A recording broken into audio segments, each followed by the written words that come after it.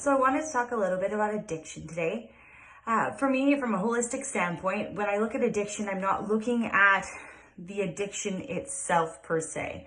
And what I mean is we're not looking at it and saying, well, the drugs are the problem, the alcohol is the problem, the gambling, the shopping. I'm not saying, I'm not looking at that and saying that's the issue or the thing we're going to be addressing or dealing with. In my personal opinion, the addiction is the outward, manifestation or reflection of an inner pain or an inner struggle or something that's going on inside. And so from that holistic standpoint, when I work with someone who's struggling with addiction, I go to those deeper core issues. We're going to sit down and we'd be chatting about things like traumas, what happened growing up. Maybe there was a life event that brought this on. We're looking at where is this pain originating from? Is it is it factors in society? Was it the family environment? There's something inside that that is looking for something to ease that pain, and then the addiction, it's just come in and it's what's helping.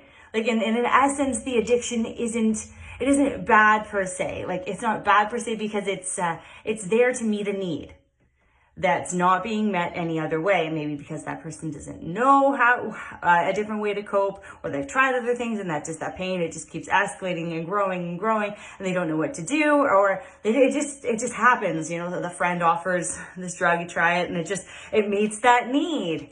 And so it's just not you're not a bad person. No one's a bad person because they ended up becoming addicted to something. In a lot of ways, a lot of us have coping mechanisms, which is what an addiction is. Coping mechanisms that aren't necessarily healthy.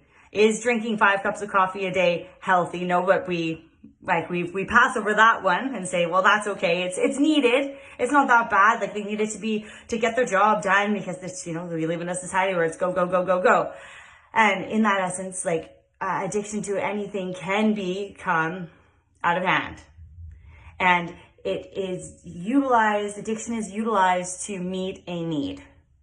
And so when I'm working with someone with addiction, we're going deeper inside and worrying less about the external symptoms, the addiction, the drugs, the alcohol, the shopping, whatever it is, worrying less about that and focusing more on where is it stemming from.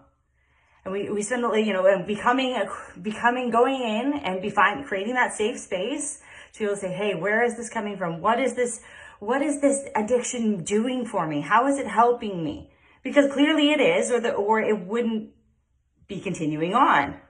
So we come at it from a neutral standpoint. There's nothing wrong with the addiction, but there's also nothing good. We're not saying it's bad or good. We're just looking at, okay, so it's meeting a need. What need is it meeting? And we just start looking and chatting and going deeper into that pain, creating those safe spaces to be able to talk about where it's coming from and what need this addiction is meeting. And then taking time to be able to decide, once you can look at that, okay, well, maybe it's coming from this or this.